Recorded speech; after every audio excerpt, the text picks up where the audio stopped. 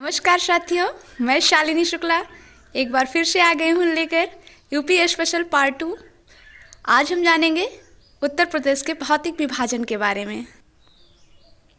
आइए जानते हैं कि आखिर उत्तर प्रदेश को कितने प्राकृतिक प्रदेशों में विभाजित किया गया है।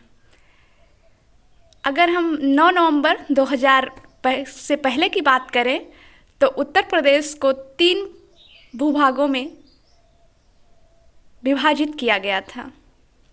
9 नवंबर 2000 वो दिन है जब उत्तर प्रदेश के 13 पर्वतीय जिलों को काटकर भारत में एक नए राज्य उत्तरांचल का उदय हुआ था, जो वर्तमान में उत्तराखंड के नाम से जाना जाता है। उत्तराखंड के गठन के पूर्व उत्तर प्रदेश के 3 भूभाग थे: पर्वतीय क्षेत्र, मध्य का मैदानी भाग और दक्षिण का पठारी क्षेत्र। चूँकि अब उत्तर प्रदेश का समस्त पर्वतीय भाग जो है उत्तराखंड में चला गया है, तो उत्तराखंड के गठन के बाद उत्तर प्रदेश में सिर्फ शिवालिक के पाद प्रदेश से सटा हुआ भाभर एवं तराई क्षेत्र ही यूपी में बचा है। तो अब वर्तमान में उत्तर प्रदेश को 3 प्राकृतिक प्रदेशों में विभाजित किया गया है, जिनमें पहला है भाभर एवं तराई क्षेत्र, जो सहारनपुर से लेकर कुशीनगर देवरिया तक फैला हुआ है। उसके बाद गंगा और यमुना के बीच का विस्तृत मैदानी क्षेत्र और दक्षिण का पठारी क्षेत्र।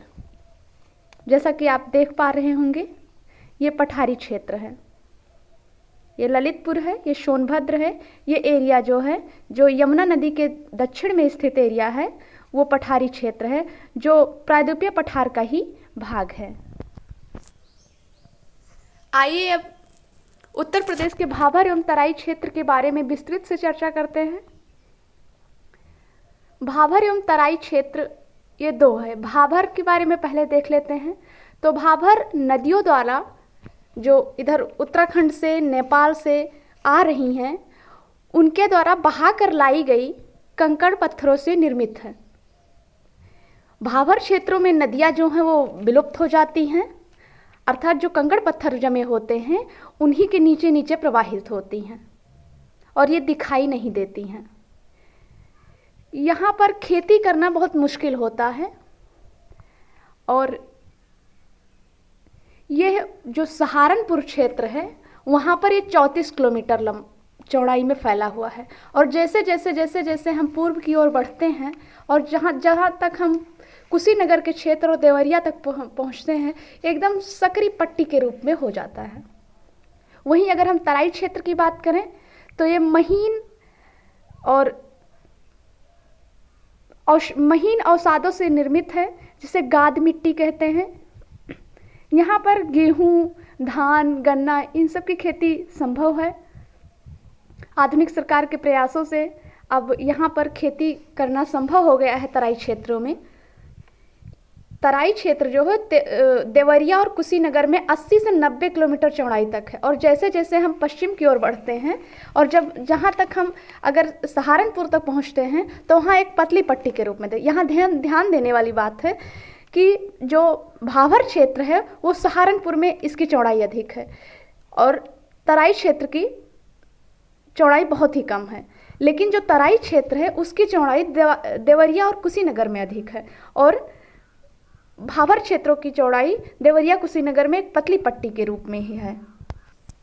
भाभर क्षेत्र सहारनपुर, मुजफ्फरनगर का कुछ एरिया, बिजनौर, मुरादाबाद का थोड़ा सा एरिया, रामपुर, बरेली, पीलीभीत और खीरी तक ही फैला है। इसके बाद ये एकदम सकरी पट्टी के रूप में ही है।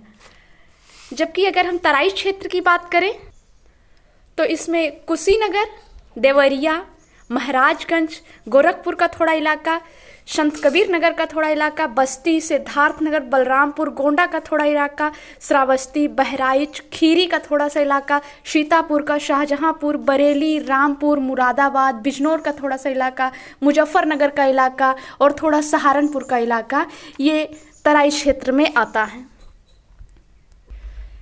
इधर कुछ वर्षों से जो भूमि सुधार कार्यक्रम चल रहे हैं उसके तहत भाभर एवं तराई क्षेत्र का एरिया जो है वो काफ़ी कम हो गया है और अब उपजाऊ युक्त कृषि मतलब उपजाऊ भूमि का मतलब अधिक भाग हो गया है, अधिक भाग जो है उपजाऊ भूमि के रूप में परिणत हो गया है और अब इसमें कृषि करना जो है संभव है। इसमें गन्ना, गेहूँ और धान, इसकी जो फसलें हैं अब तो रिकॉर्ड पैदावार दे रही हैं और अब कहीं कहीं तो इसमें जूट की खेती देखने को मिलती है। प्रदेश के ऊंचाई वाले भागों में मिलने वाली प्राचीनतम जलोढ़ को राढ़ मिट्टी के नाम से जाना जाता है। भाभर एवं तराई क्षेत्र को छोड़कर पूरा जो भाभर एवं तराई क्षेत्र एवं दक्षिण का पठारी क्षेत्र को छोड़कर पूरा प्रदेश जो है वो बाढ़ द्वारा बहाकर लाई गई मिट्टी से निर्मित है और इस प्रकार की मिट्टी को कांप मिट्टी के नाम से जाना जाता है। आइए अब बात करते हैं गंगा यमुना के विस्तृत मैदानी क्षेत्र के बारे में।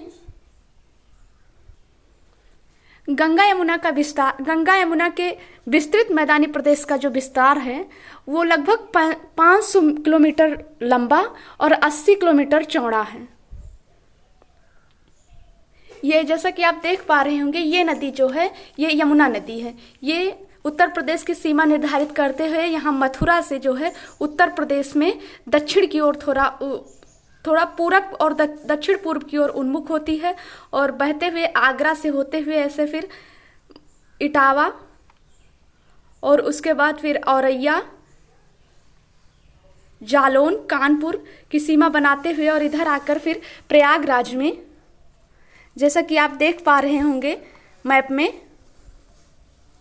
यहाँ प्रयागराज में संगम में आके मिल जाती हैं गंगा नदी से। गंगा यमुना के मध्य मैदानी प्रदेश का विस्तार उत्तर प्रदेश के सहारनपुर, बिजनौर, मेरठ, मुजफ्फरनगर, बुलंदशहर, अलीगढ़, हाथरस, मथुरा, आगरा, मैनपुरी, एटा, बदायूं, मुरादाबाद तथा बरेली जिलों में मिलता है। गंगा के पूर्वी मैदानी क्षेत्र का जो विस्तार है उत्तर प्रदेश के वाराणसी, जैसा कि आप मैप में देख पा रहे होंगे, उत्तर प्रदेश के वाराणसी, जौनपुर, गाजीपुर, आजमगढ़, बलिया, मिर्जापुर, सोनभद्र एवं संत रविदास नगर में है। गंगा यमुना के मैदान का निर्माण कांप मिट्टी से हुआ है। गंगा यमुना के विस्तृत मैदानी प्रदेश की समुद्र तल से औसत ऊंचाई 300 मीटर है। इस विस्तृत मैदानी प्रदेश का निर्माण अभिनूतन एवं अतिनूतन युग में हुआ है नदी के अवसादीकरण से। इस विस्तृत मैदानी प्रदेश का ढाल जो है पश्चिमांचल में दक्षिण की ओर और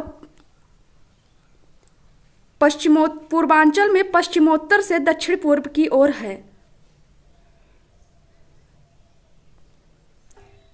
आइए अब देखते हैं पठारी क्षेत्र के बारे में जो यमुना नदी के दक्षिण में स्थित है। इधर से जो है पाहुच और बेतवा नदी, केन नदी, विंध्य क्रम की श्रेणियाँ ये जो है पठारी क्षेत्र का जो है वो सीमाएं निर्धारित करती हैं। उत्तर प्रदेश में दक्षिण पठारी प्रदेश का कुल क्षेत्रफल जो है वो 45,200 वर्ग किलोमीटर क्षेत्र में फैला हुआ है। 45,200 वर्ग किलोमीटर क्षेत्रफल में फैला हुआ है उत्तर प्रदेश का पठारी क्षेत्र। यहाँ झांसी से लेकर उत्तर प्रदेश का जो पठारी क्षेत्र है वो झांसी, ललितपुर से लेकर इधर महोबा, हमीरपुर, बांदा, चित्रकूट, प्रयागराज, मिर्जापुर, सोनभद्र, चंदौली क्षेत्र में फैला हुआ है। उत्तर प्रदेश के पठारी क्षेत्र में बघेलखंड और बुंदेलखंड के 2 भूभाग सम्मिलित हैं। पठारी क्षेत्र की सामान्य ऊंचाई 300 मीटर है, लेकिन कहीं कहीं पर ये 450 मीटर और 600 मीटर तक भी दिखाई देती है।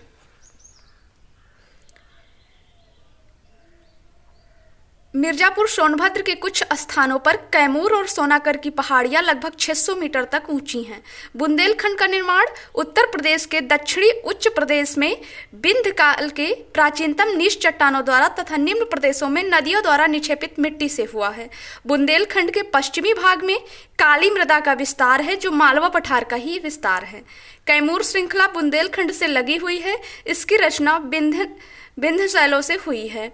बुंदेलखंड में चिलांस नामक घास बहुतायत में पाई जाती है। बघेलखंड क्षेत्र में शंकौकर टीले बहुतायत में मिलते हैं। बघेलखंड क्षेत्र की प्रमुख नदी सोन नदी है।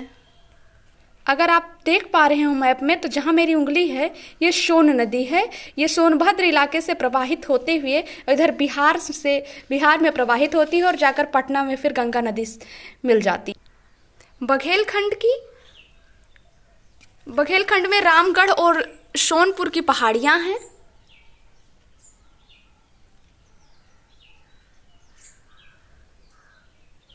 दक्षिण पठारी प्रदेश की औसत ऊंचाई जो है वो 300 मीटर है।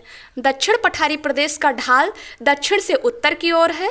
दक्षिण पठारी प्रदेश की प्रमुख नदियां चंबल, बेतवा, केन, सोन एवं टोंस हैं। कम वर्षा के कारण इस पठारी क्षेत्र में वृक्ष वनस्पतियां छोटी होती हैं। यहाँ की मुख्य फसलें ज्वार, तिलहन, चना और गेहूं हैं। आज के लिए बस इतना ही। मिलेंगे फिर नेक्स्ट वीडियो में नेक्स्ट टॉपिक के साथ। धन्यवाद।